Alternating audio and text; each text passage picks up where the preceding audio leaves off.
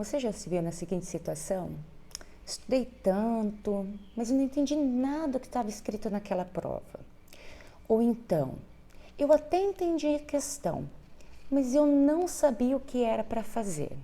Ou pior ainda, eu estudei tanto, mas não caiu nada naquela prova. E aí? Já se viu nessa situação? Já aconteceu com você? Eu acredito que a maior parte dos estudantes já passaram por isso. Existe um motivo. O que ninguém te conta, o que ninguém fala, é que para resolver bem uma prova, existe um método.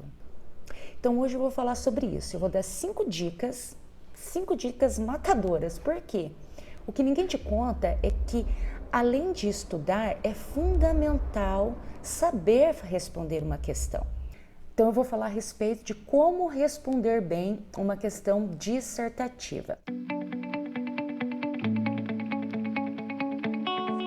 As questões dissertativas, ou também chamadas de questões discursivas, são muitas vezes ditas pelos alunos como as questões abertas, ou seja, aquelas questões que existe a possibilidade do aluno responder escrevendo.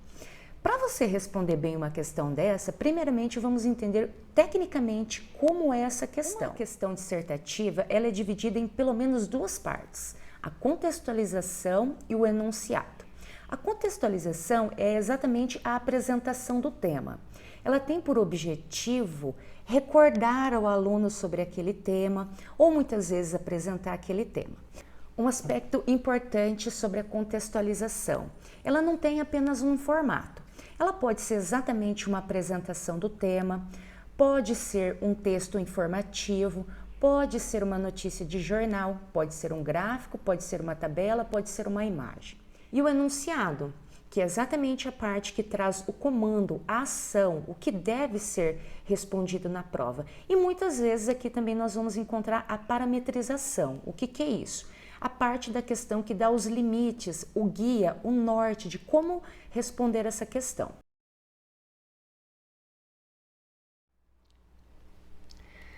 Primeira dica: leia minuciosamente o texto base ou contextualização e identifique o tema central dessa questão. Ela vai ser o teu norte.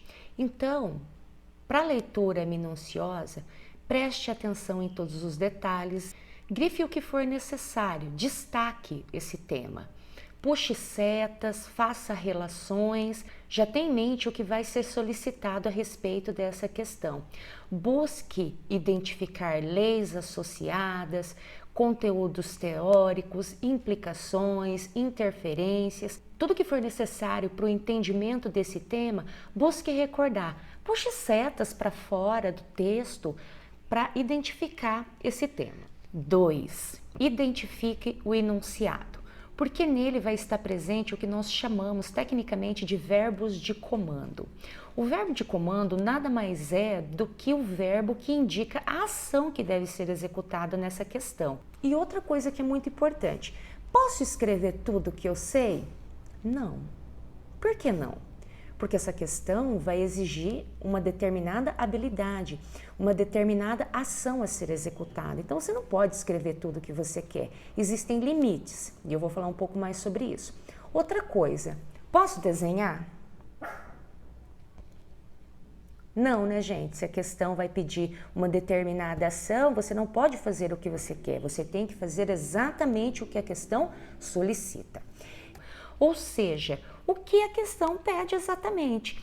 E ao longo da minha experiência docente, eu percebi que é exatamente nesse ponto que os alunos têm a maior dificuldade. Então, papel e caneta agora. Identifique o verbo de comando. Você sabe o que é um verbo de comando? Eis a questão. Segundo o Raffaele 2016, os verbos de ação, eles induzem os alunos a pensarem, ou seja, a realizarem as operações mentais específicas. Os verbos de comando mais utilizados em questões são explique, descreva, justifique, compare, diferencie, cite. Você sabe exatamente o significado desses verbos? Então vamos lá. Vamos começar por explicar, que é o verbo mais frequente. Explicar significa deixar claro. Então vamos pegar um exemplo bem comum na área da saúde, o que todo mundo vê no primeiro ano, células. Vamos supor que no enunciado venha, explique uma célula eucarionte. Então você vai explicar isso de uma maneira mais simples, porque você vai deixar claro. Então, uma célula eucarionte é a unidade fundamental de qualquer ser vivo. Sua característica principal é a presença de endomembranas formando organelas. E blá, blá, blá, blá, blá. Então, vejam que você explicou de uma maneira simples, mas clara, o que é uma célula eucarionte. Vamos para o descreva, para vocês entenderem a diferença. Então, verbo descrever. O que é descrever? Descrever é relatar de forma minuciosa. Agora vamos pegar o mesmo exemplo. Descreva uma célula eucarionte. Bom, uma célula eucarionte é a unidade fundamental de qualquer organismo vivo. Ela apresenta uma membrana plasmática externa, um citoplasma e um núcleo. Essas regiões são delimitadas pela presença de endomembranas, formando o envoltório nuclear e o núcleo, as organelas.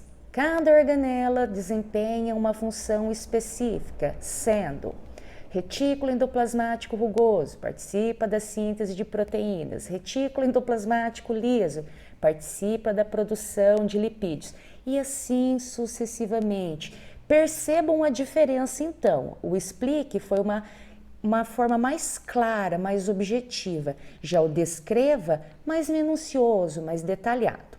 Compare, nossa, o compare é um dos verbos de comando que eu percebo que os alunos têm a maior dificuldade. O que é comparar? Comparar significa confrontar, examinar junto a outro. Vou novamente dar um exemplo simples.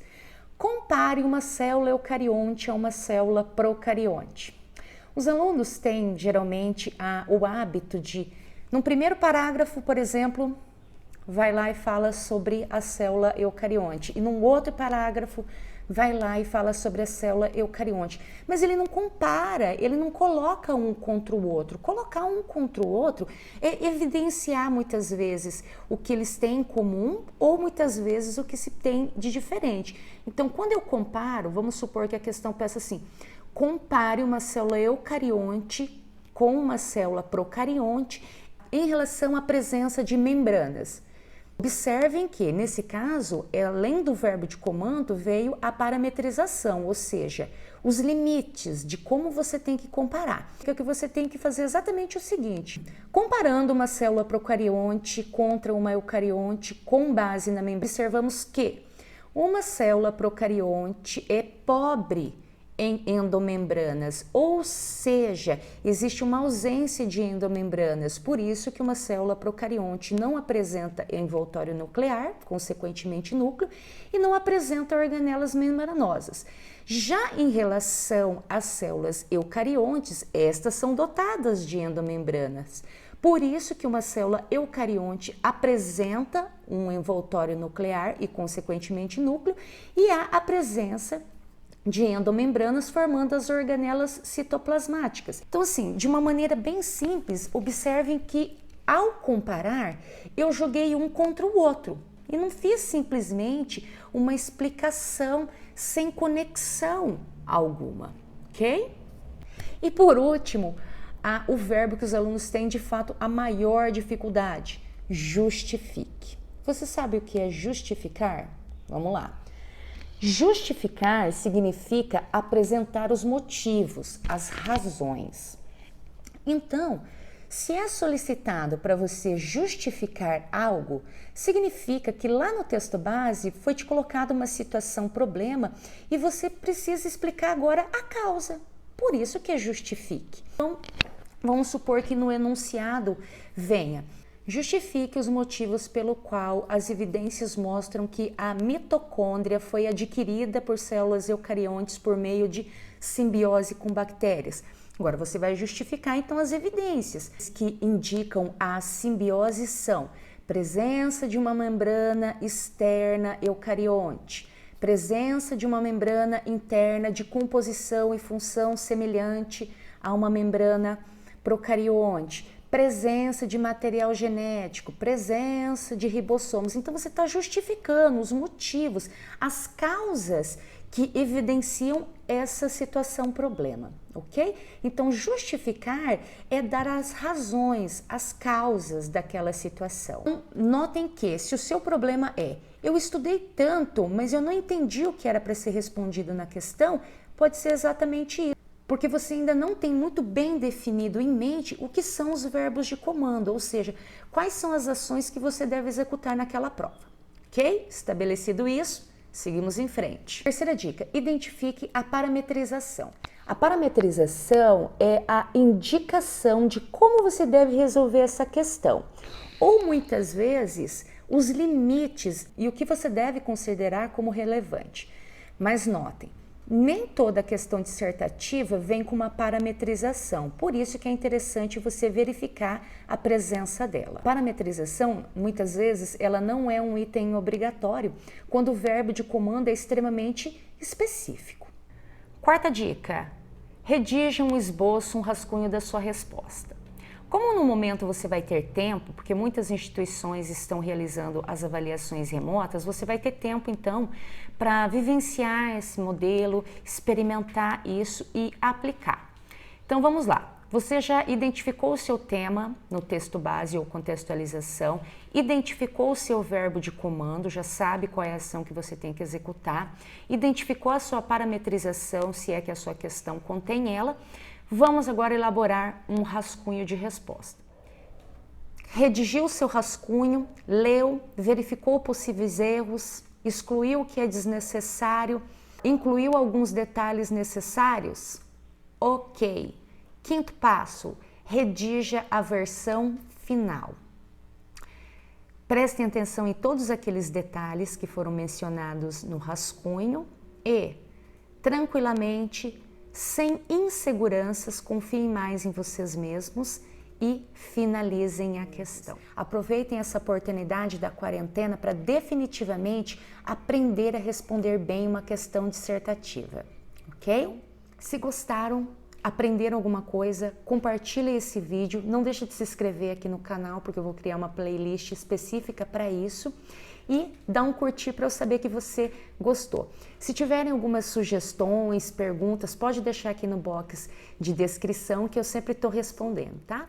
Um abraço, se cuidem, nos vemos no próximo vídeo.